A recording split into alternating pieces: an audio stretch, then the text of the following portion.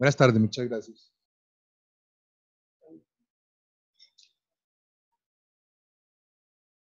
Entonces, vamos a hablar algunas cositas de nódulo tiroideo. Ahí está bien el sonido. Eh, entonces, nódulo tiroideo y cáncer de tiroides es una cosa que es realmente un continuo, una cosa que se junta, pero el síndrome clínico es el nódulo tiroideo, por eso el tema se enfoca al principio en eso. Lo primero que uno tiene que saber es que la prevalencia de los nódulos tiroideos y de los carcinomas pequeños, microcarcinomas de tiroides, es muy alta. Y eso se determinó desde hace unos 40 años ya, cuando se hacían estudios en autopsias de personas que se morían por otras causas, que nunca habían tenido una enfermedad tiroidea, y cuando se le hacía la autopsia se le encontraba que una proporción cercana a la tercera parte tenían nódulos e incluso cáncer de tiroides, sin que nunca les hubiera dado algún síntoma. Si usamos el examen físico, solamente el 5% de las personas tienen un nódulo tiroideo palpable, o sea que es una enfermedad, digamos, con una prevalencia relativamente baja. Sin embargo, y aquí empiezan los problemas con el nódulo tiroideo, si utilizamos un método diagnóstico como la ecografía, el porcentaje puede llegar a valores que ustedes ven ahí hasta del 67%. Esto en términos prácticos, ¿qué quiere decir? Que si usted utiliza indiscriminadamente la ecografía, va a encontrar muchas personas con nódulos tiroideos que no tienen ninguna importancia y ningún significado clínico. Se mantienen las proporciones que les mostré con respecto a los hallazgos incidentales patológicos de nódulos y de carcinoma, y utilizamos los datos poblacionales de Colombia, uno estaría enfrente de una epidemia de cáncer de tiroides, y es realmente lo que nos está pasando hoy en día.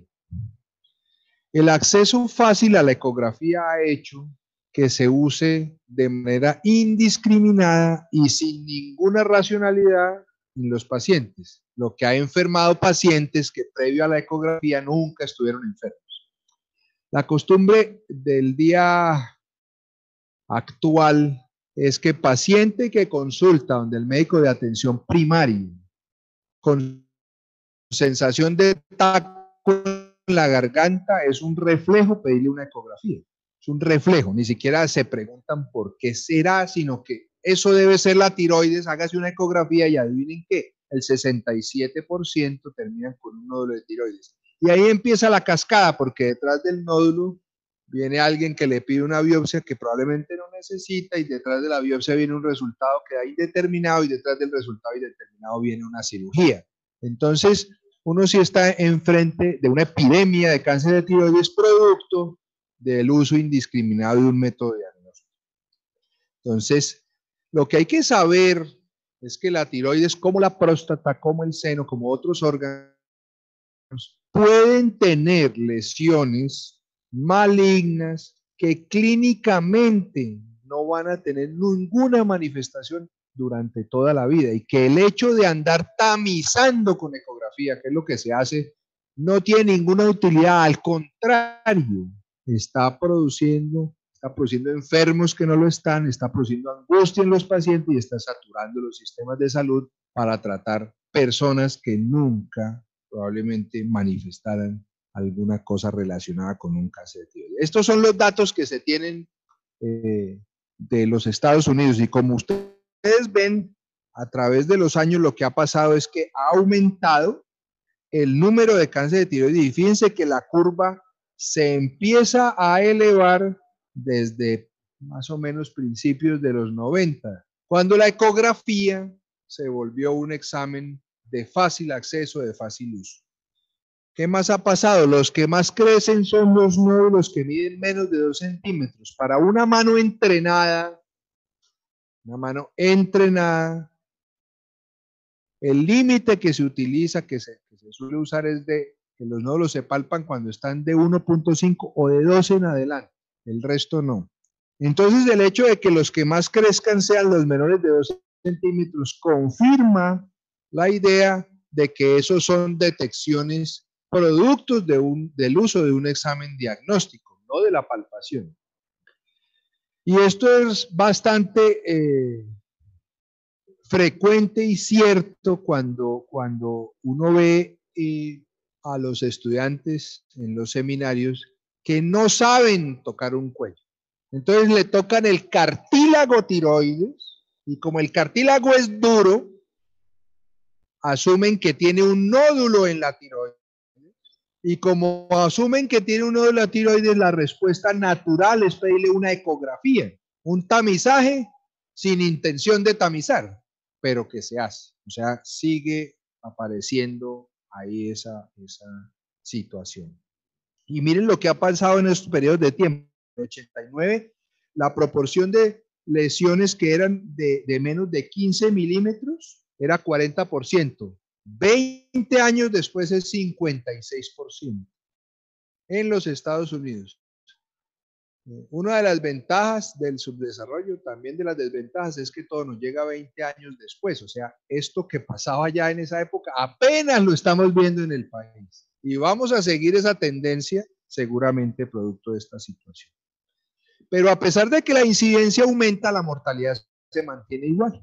Y esto es otro factor que soporta la idea del uso indiscriminado de la ecografía, porque estamos diagnosticando cada vez más pacientes, pero se siguen muriendo los mismos. Lo que estamos diciendo es que los detectamos antes de, para decirles que están enfermos de, pero que eso no afecta para nada el resto de su trayectoria vital. Se van a morir igual que todos los demás. Entonces, confirma sobre todo un poco más el hecho del sobrediagnóstico. Y como el tema es de interés, pues estuvimos explorándolo. ¿Por qué crece? ¿Por qué crece la incidencia? ¿Y cuál es el problema del sobrediagnóstico? ¿Y cuáles son los factores que lo impulsan? Y hay una gran cantidad de factores entre los cuales están educativos, como ya mencioné, depresión del medio, de facilismo algunas veces, de no hacer un ejercicio clínico un poco más pausado y de ir buscando como las causas de los síntomas de los pacientes, sino de actuar medio automáticamente. Entonces hay muchas cosas, los medios de comunicación, las campañas estas de concientización que muchas veces tienen detrás intereses económicos, etcétera, etcétera. Esto es lo que aprendemos generalmente en la escuela de medicina, los hallazgos clínicos que sugieren que un nódulo sea maligno, pues obviamente son las edades extremas, que sea hombre, que tenga antecedente de radioterapia cervical, que el nódulo crezca rápidamente o que tenga una historia familiar de cáncer de tiroides, que tenga síntomas invasivos o adenopatías. Obviamente, para encontrar un paciente de estos, hasta el portero lo encuentra, ¿cierto? Uno necesita uno que entre al consultorio para de lejos verle la masa y la disfonía y escucharle la voz y escucharlo disfónico.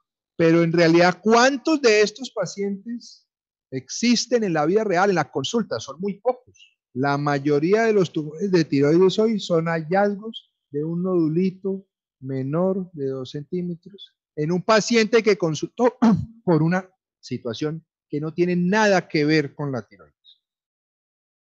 Entonces, fíjense ustedes que aparecen dos poblaciones.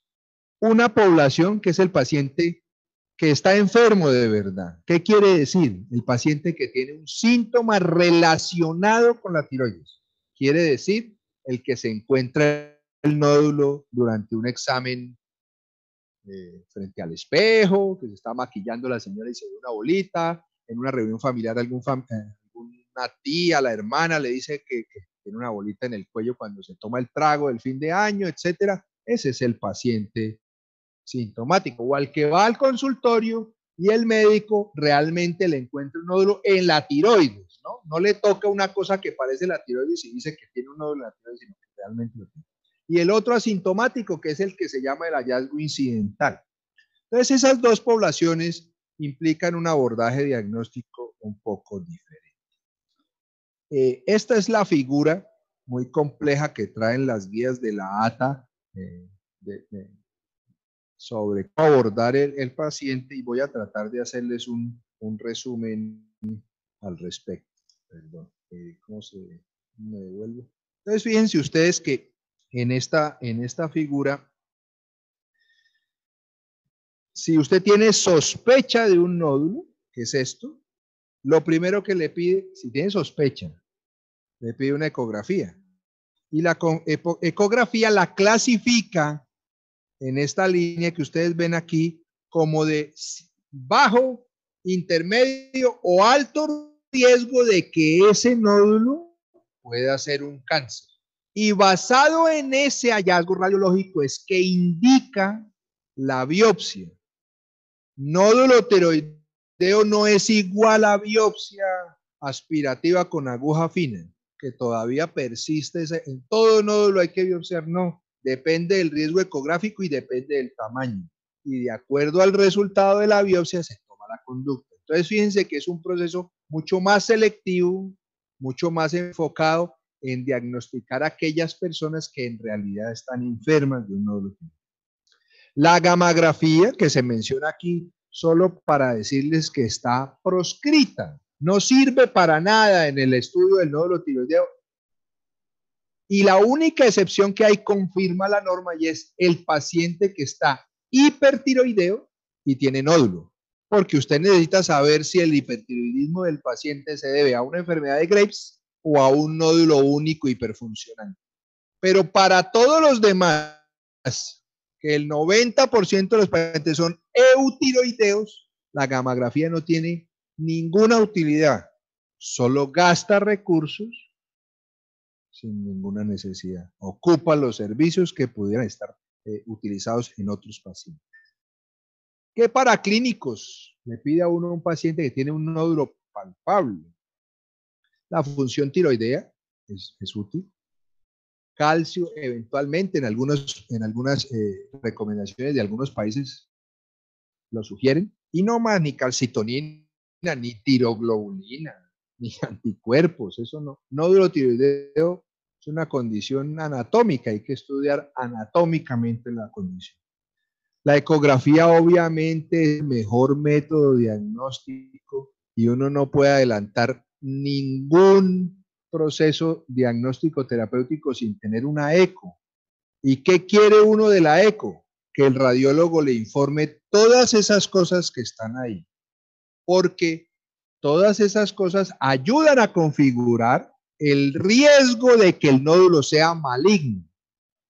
Individualmente, cada una de ellas es muy mala. Ustedes ven que la sensibilidad y la especificidad individual de cada factor es muy mala, pero cuando se juntan todos, la utilidad de la ecografía, la sensibilidad y especificidad mejoran notablemente, que es también lo que hizo la ATA en sus guías. Esta figura lo que trata de mostrar es que a medida que se tienen más características adversas en una ecografía, el riesgo de malignidad aumenta y está desde el nódulo que no tiene, que su riesgo de malignidad es infinitamente bajo, que es el quístico, hasta aquel que tiene todos esos hallazgos ecográficos, bordes irregulares, forma ovalada, es hipoecogénico, tiene microcalcificaciones, tiene vascularización interna, tiene ganglios. Entonces es un continuo, no es blanco ni negro. Y la ecografía ofrece como ventaja poder clasificar los pacientes en ese continuo, porque de ahí depende la toma de la decisión siguiente. Con la ecografía, usted puede definir si este es un tumor sin riesgo, o sea, no necesita biopsia, bajo riesgo, necesita si cumple un criterio, mediano, etc.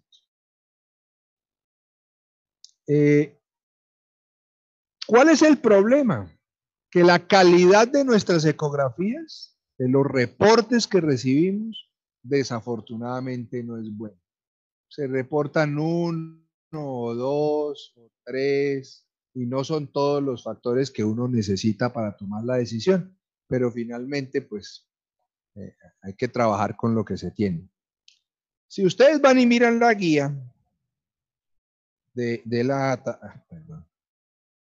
Pues van a encontrar unas descripciones y una cantidad que si tiene uno con este combinado con aquel otro y si este combina con aquel otro, entonces le sube el riesgo. Utilizar eso pues es muy preciso, pero es poco práctico. Entonces la solución, y es como la recomendación, como dicen los gringos, la recomendación del dedo, ¿sí?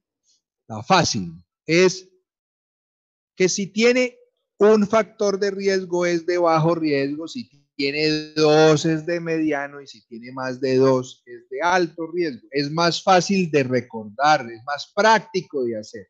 No es exacto, pero por lo menos sirve para resolver el problema frente al paciente, a menos que usted tenga pues la calculadora del riesgo ecográfico en el celular o en el computador. Pero como eso no siempre está disponible, pues tener una idea en la cabeza.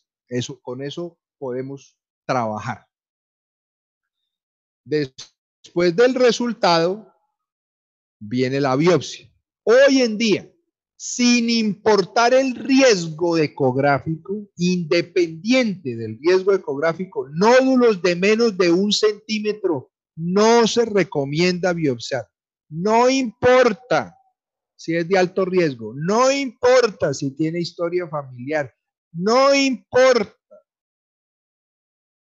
porque ya se ha demostrado que esos nódulos menores de 1 centímetro son más difíciles de biopsiar, pueden llevar a resultados discordantes que obliguen o que pongan al paciente en riesgo de ser operado porque el resultado de la biopsia salió sospechosos en un sitio donde no se debía haber hecho una biopsia. Entonces, esa es la recomendación actual. A pesar de la recomendación, uno sigue viendo pacientes con nódulos de 4 y 5 milímetros biopsiados, ¿sí?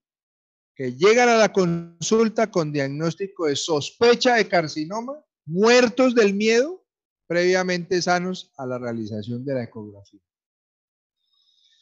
¿Para qué sirve la biopsia? Lo mismo, para ofrecer un riesgo de ese nódulo. Entonces, la biopsia tiene buena sensibilidad y especificidad, se puede hacer literalmente en cualquier lugar, no se necesita sino una hoja y unas láminas, ¿cierto? No necesita mayor tecnología. Obviamente, cuando se hace con ecografía y en ciertas condiciones, pues mejora el rendimiento. Y estos son los datos sobre el número de falsos negativos. Fíjense que tiene 5% de falsos negativos y hasta 3% de falsos positivos, pero esto es dependiendo del tamaño del nódulo. Porque ustedes se imaginan que puncionar un nódulo de 1.5 centímetros en una tiroides que mide 3 no es difícil, pero puncionar uno de 5 en una tiroides que mide 3 es mucho más complejo. Y lo que la ABACAF nos da son unas categorías de riesgo, que estas eran las categorías antiguas, que te decía indeterminada, insatisfactoria, benigna, lesión folicular, sospecha de carcinoma y carcinoma, pero que después, recientemente, pues, hablando de unos 10 años, fue cambiada esta clasificación así numeral por la clasificación de Bethesda. ¿Qué es esta? Dice lo mismo, es la misma clasificación, solo que se trata de poner criterios homogéneos para que todo el mundo hable el mismo lenguaje, ¿cierto? Y también como con un sentido de proteger al paciente de la información que aparece en el resultado, porque no es lo mismo que le diga sospechoso de carcinoma a que le diga Bethesda 5. Yo sé que hoy en día cualquiera puede ir al internet y buscar qué es Bethesda 5, pero al menos se hace el intento de no angustiar innecesariamente a las personas, ¿cierto? Y fíjense ustedes que a medida que aumenta el grado del Bethesda, aumenta el riesgo de malignidad. Entonces, ecografía y factores y clasificación del riesgo ecográfico. A eso se suma biopsia y clasificación de un riesgo histológico, de diagnóstico. Y ya con eso, pues uno puede trabajar. Estos son los criterios que se utilizan para la clasificación de Bethesda. Entonces, ustedes ven que hemos pasado de este riesgo ecográfico, unas indicaciones de tamaño sobre cuándo se hace una biopsia, la biopsia y los resultados de la biopsia, y dependiendo de los resultados de la biopsia, la toma de conducta. O se opera, o se observa, o no se le hace nada, o se le repite la biopsia. Entonces, este es un resumen sobre lo que se hace. Si es Bethesda 1, o sea, insuficiente la muestra, no se puede decir nada, pues hay que repetir la biopsia en un término de 8 semanas. ¿Por qué? Dejando cicatrizar la lesión para que la reacción inflamatoria no vicie la lectura del citólogo. Si es Bethesda 2, o sea, benigno, se puede observar y se opera cuando cumpla las condiciones para operar un bocio, que crece, que produce síntomas. Bueno, del otro lado, si da 5 o 6, quiere decir sospecha o carcinoma, lo ideal es operarlo, pero también se pueden observar los pacientes. Y lo digo porque muchas veces todo el trabajo que uno hace con el paciente tratando de convencerlo de que ese nódulo siempre estuvo ahí, de que se lo descubrieron porque le pidieron una ecografía que no necesitaba, después le hicieron la biopsia que no necesitaba, y uno llega y lo convence de que por favor haga vigilancia activa, o sea, hágase una ecografía periódica, venga, y si eso no cambia, probablemente nunca llegue a eso. Se ve perdida la batalla cuando vuelve al médico de atención primaria o al otro especialista que le dice, señora, usted tiene un cáncer, ¿qué está esperando? ¿La va a matar la metástasis? ¿Cuándo es que la van a operar? Es bueno saber que también se pueden observar los pacientes en un protocolo que se llama de vigilancia activa. Y si está en la franja intermedia de que no se sabe qué es, que se llama neoplasia folicular, pues se puede observar o se puede operar de acuerdo con condiciones. Aprovecho la cuña para recordarles a todos mis colegas aquí sentados que neoplasia no es lo mismo que carcinoma. Espero se devuelvan, yo no sé si todavía dictarán eso, a las clases originales del primer semestre de lenguaje médico que le daban a uno por allá, donde le explicaban las raíces griegas y latinas. Y quiero recordarles que neoplasia proviene de dos raíces, una neo nueva y placé formación. O sea que cualquier bola, mancha, pepa, pelota, como le quieran decir, que aparezca en el cuerpo humano se llama una neoplasia. Esas neoplasias se clasifican en neoplasias benignas, que son la mayoría, y neoplasias malignas, que son la minoría y que técnicamente se llaman carcinoma. Entonces, por favor, un consejo, una solicitud de todo corazón es cuando salga neoplasia folicular, no le digan al paciente que tiene cáncer porque eso no es cierto. Tiene una nueva formación de estirpe folicular. Hay que saber eso qué es. El pobre paciente llega ya al consultorio pegado a la pared. Doctor, me dijeron que tenía cáncer. ¿Dónde dice aquí carcinoma? No, ya no leen, ya no leen. Bethesda 1, ya les dije, insuficiente. ¿Cuál es el caso típico? Usted funciona un nódulo quístico. ¿Qué le sale? Coloide. ¿Cómo hace el patólogo para leer el coloide? ¿Qué células se encuentra en un coloide? Nada, coloide. ¿Qué puede poner él? No veo material celular para poder definir qué lesión es esta. Bethesda 1. Entonces llegan 10 BACAF. Cada que vale eso, ocupan el nódulo, el señor se mejora, pero llega con no, pero es que no me sale nada. No, es que no le va a salir, porque es que como le sacamos células al líquido, no se puede. A veces sale sangre porque el nódulo es hipervascularizado, como cuando uno funciona un hipertiroidismo. Entonces, cuando esto resulta, se le explica al paciente, se le da tranquilidad y usted sabe, voy a repetir este examen una segunda vez. Si la segunda vez sale malo, remítalo a poder saber qué es lo mejor para ese paciente, si será mejor operarlo, si será mejor observarlo, si se le pide un examen más específico, un trucut, otras cosas, ¿cierto? Pero o sea, tratamiento del bocio coloide con drenajes periódicos. No, todavía no sé qué tan efectivo puede ser, pero ya hay gente probando. ¿Sí? Bethesda 2, bocio benigno. Señora, esto que tiene es un coto. ¿Sí? Cotudos de todos los departamentos tienen cotudos. Yo, como soy santanderiano, los cotudos de contratación, pero estoy seguro que en Antioquia va a haber un pueblo de cotudos. Tiene bocio. ¿Qué hacemos con el bocio?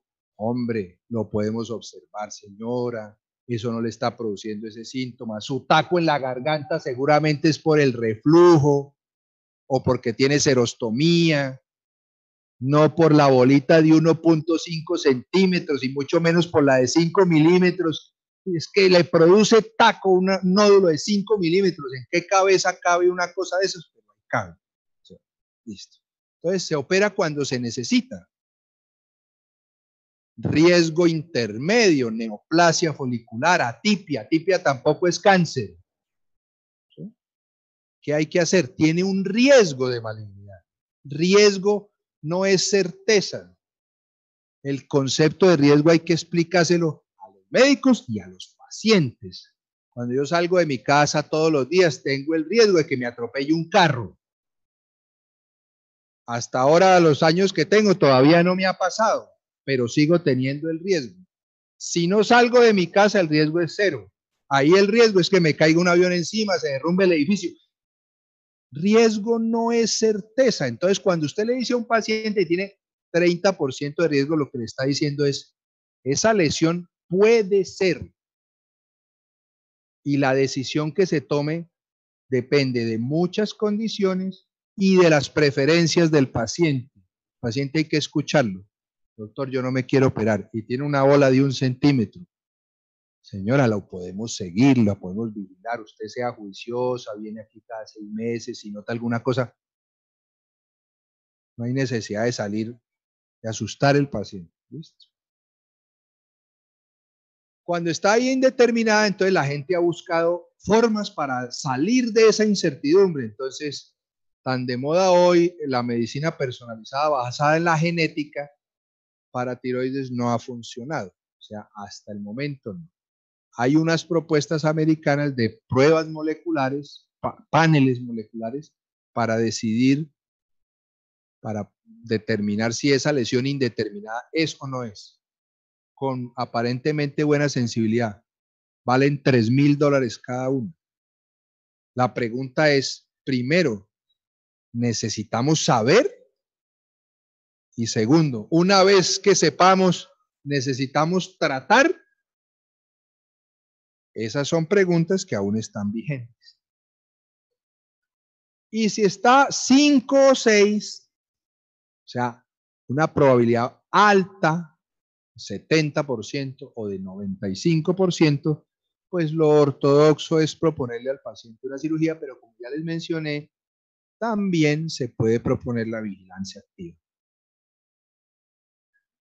Aquí hay un error, no es 1, sino 4. ¿Cuál cirugía? ¿Cuál? Si ya decidimos que el paciente es de operar, ¿cuál? El combo número 1 previo, ¿sí? Tiroidectomía total, vaciamiento central y yodo, ya no es más vigente, ya no se aplica.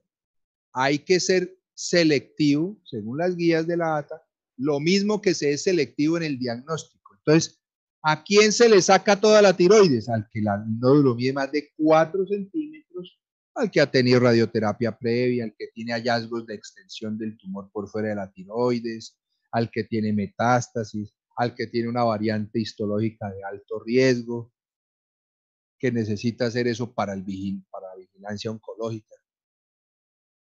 Entonces, si una señora, una joven, como yo creo que es el promedio de edad de los que están aquí, consulta, ¿cierto? 26 años, tiene un nódulo de 1.2 centímetros, que se lo encontraron de pura casualidad, y es Bethesda 6, ¿para qué le propongo una tiroidectomía total si con una media tiroides controlo la enfermedad, pero le ofrezco menos riesgo porque solo le toca un recurrente, entonces menos riesgo de que se les dañe los dos.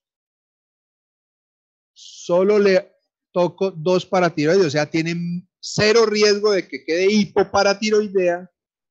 Y además le ofrezco la ventaja de que el 50% de los que preservan o mantienen su tiroides no necesitan tomar remedio. De los 26 a los 80 tomando levotiroxina todos los días, me parece que uno, si se lo puede ahorrar, debería intentarlo ahorrar. Entonces, por eso la media tiroides, o sea, la hemitiroidectomía, nuevamente ha tomado vigencia y relevancia en el tratamiento de los pacientes sin comprometer el resultado oncológico.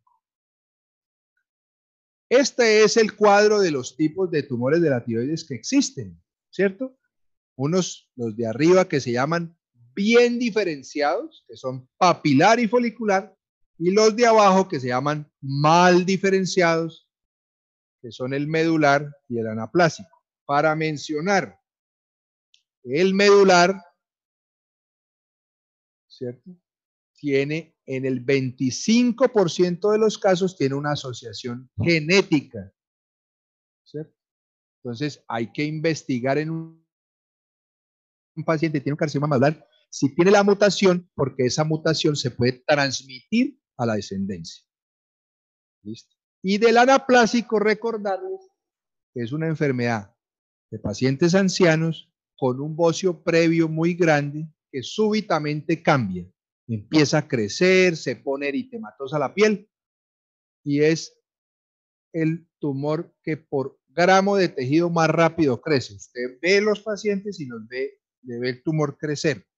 Esto es un carcinoma anaplásico. Una señora que tenía un cotico y de repente le empieza a crecer, ¿cierto? Antes y después.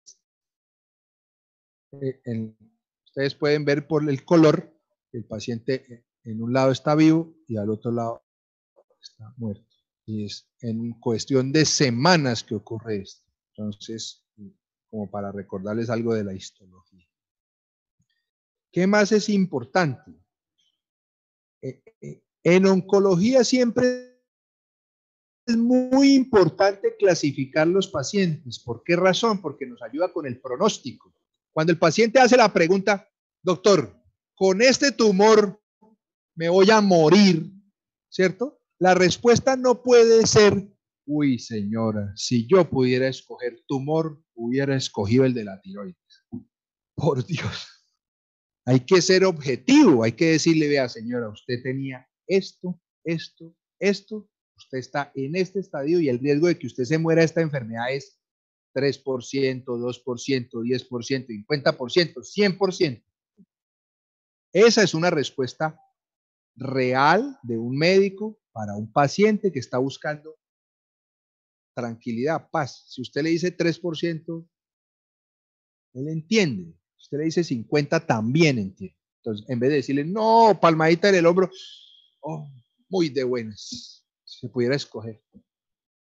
No es la respuesta, porque nos sirve para responder esa pregunta. Y como de cáncer de tiroides la mortalidad es muy baja, en general es muy baja, 3%. Lo que a la gente le preocupa, además de que se vaya a morir de la enfermedad, es si le va a volver la enfermedad. Esa es otra pregunta, porque usted le puede volver y no morirse de la enfermedad, pero volver, recurrir es una cosa que angustia. Entonces, para eso se inventaron los niveles de riesgo de la enfermedad, que responde a esa pregunta particular.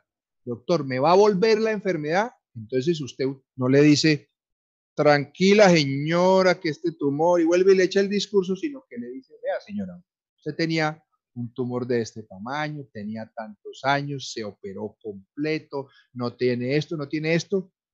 Su riesgo de recurrencia es muy bajo, bajo, intermedio o alto. Y así las personas se preparan para manejar su enfermedad con datos objetivos. Ahí está. Fíjense ustedes, mujer de 26 años con un nódulo de 8 milímetros que se le encontraron de repente y le sacaron toda la tiroides con los ganglios y le dieron yodo. la probabilidad de que se muera, de que la enfermedad baje, recurra, perdón, es muy baja. 3%. 3.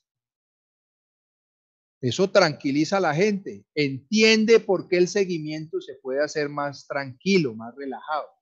Pero si está en el otro extremo, también entiende por qué le vamos a estar pidiendo que venga cada 4 meses o cada 3, por qué le vamos a estar haciendo exámenes, por qué cuando un examen sale alterado, uno enseguida se pone alerta y empieza a pedir. ¿Listo? Ahí están los criterios de estratificación que les mencioné. Y esto es para recordarles algunas cosas anatómicas de cómo se trata un tumor de tiroides. Se trata con una tiroidectomía. Recordarles que hay unos nervios al lado. Este de aquí, que es el nervio laríngeo inferior o laríngeo recurrente, que está relacionado con la movilidad de las cuerdas vocales y es lo que explica que el paciente quede disfónico cuando se lesiona. Y está el nervio laríngeo superior, aquí, que es el que le da el tono a las cuerdas y entonces es el que explica que la persona después de operar no puede ir a misa a cantar porque no le sale la voz, no puede subir el tono, pero habla normal. ¿Listo? Respecto a las incisiones, claro, esta es la incisión tradicional de coger de trapecio a trapecio, ¿cierto? Y se utilizaba y aún se utiliza para casos donde es necesario, tiene un bocio gigante, tiene un tumor muy grande, pues sí, una incisión grande. Pero la vida real hoy de tumores tan pequeños, de pacientes jóvenes, se puede hacer por incisión pequeña, estética. El hecho de que sea cáncer no significa que tiene que quedar feo, ¿sí? Entonces se pueden hacer con vaciamiento, con todas las cosas que ustedes quieran. También ayuda a que el paciente se tranquilice porque el imaginario de las personas es voy a quedar desfigurada, me van a degollar así, de lado a lado. No, no, señora, por un plieguecito, una incisión pequeñita, no va a quedar fea. Y si es joven, tienen interés de que quede bonita y es válido. Hay que respetar eso. ¿Listo?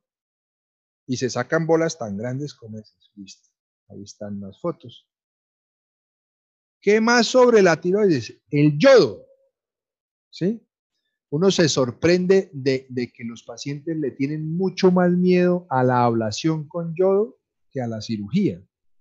Y para los que entendemos de esto, no hay comparación, ¿cierto? O sea, una cirugía es una cirugía. Ablación con yodo es darle una cápsula con un yodo radioactivo y aislarlo del mundo para que no lo contaminen. Pero al paciente literalmente el efecto es exclusivo a lo que se necesita, pero la gente vive muy asustada. Antes, yodo para todo el mundo. Hoy en día, nuevamente, tratamiento selectivo, enfocado en la necesidad del paciente. Fíjense ustedes que sí, y sin duda sí, son estos de alto riesgo, pero los demás hay no y hay considerar otros factores a ver si se va a beneficiar de una dosis de ablación con yodo. No es igual, cáncer de tiroides igual yodo, no es. ¿Qué otras cosas nuevas? Pues hay aparatos que se utilizan para esto, para tratar de disminuir la incisión, entonces se pueden hacer más chiquitas utilizando un aparato especial que ayuda a trabajar por el espacio pequeño. No todo el mundo necesita que le pongan un drenaje. Son hoy cada vez más raros los que necesitan un drenaje después de una cirugía. No todo el mundo necesita vaciamiento central. Hay indicaciones muy precisas del vaciamiento central. El vaciamiento central tiene riesgos, tiene complicaciones, aumenta el riesgo de lesión del nervio laríngeo recurrente, aumenta el riesgo de hipoparatiroidismo postoperatorio. Entonces, solo se debe indicar en quien se necesita. Vea, no hay cambios en la sobrevida cuando se usa de manera rutinaria. ¿Qué es lo que más asusta a un paciente después de una cirugía de tiroides? La hipocalcemia, esa sensación de estar chueco y torcido, sensación inminente de muerte porque usted siente como que se le aprieta el pecho, pues se puede evitar. ¿Cómo se puede evitar? Dándole un suplemento postoperatorio de calcio y calcitriol. y disminuye el riesgo de hipoparativismo temporal de 30% a 4 o 5%. Es una buena estrategia, es costo efectiva, ¿cierto? En el país funciona, o sea que se puede utilizar y se debe utilizar.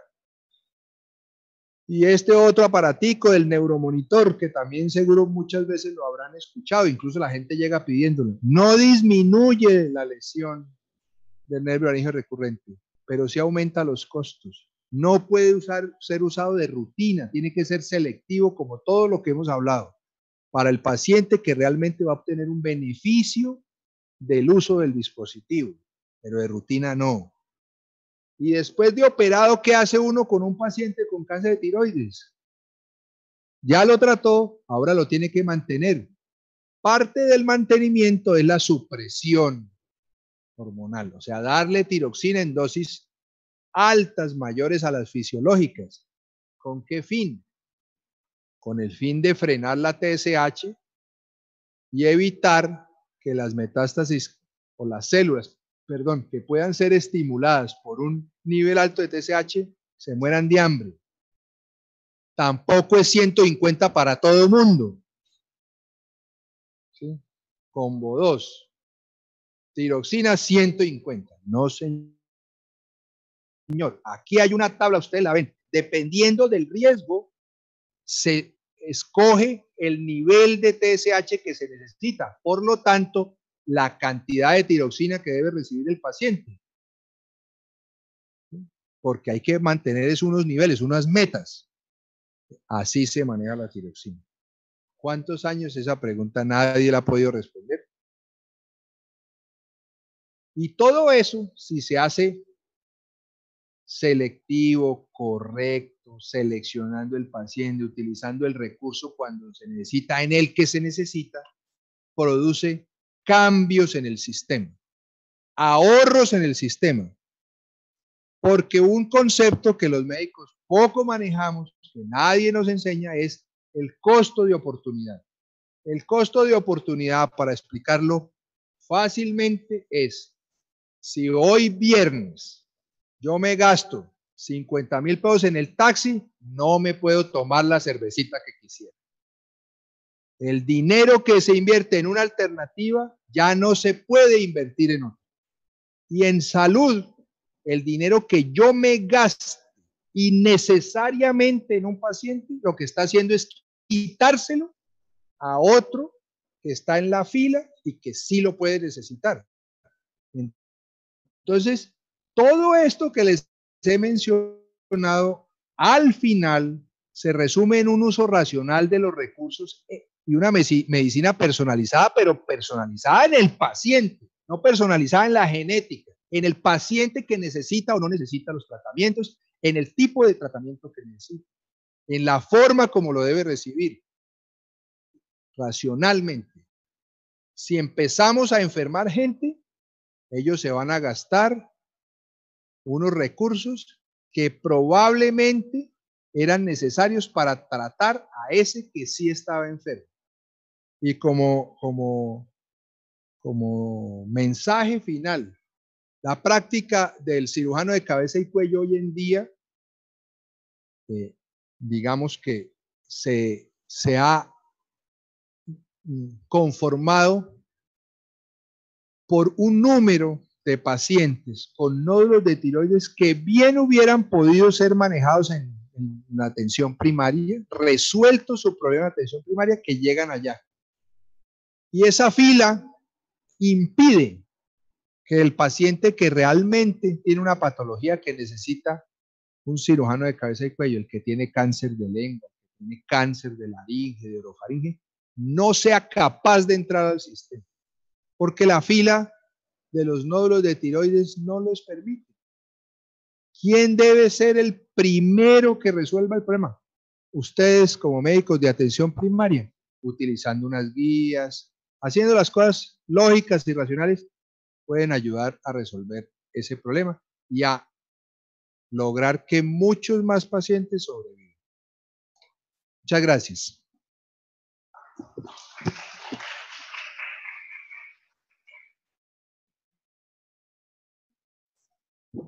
Hay preguntas en el auditorio. Bueno, doctor, una pregunta del telepresencial.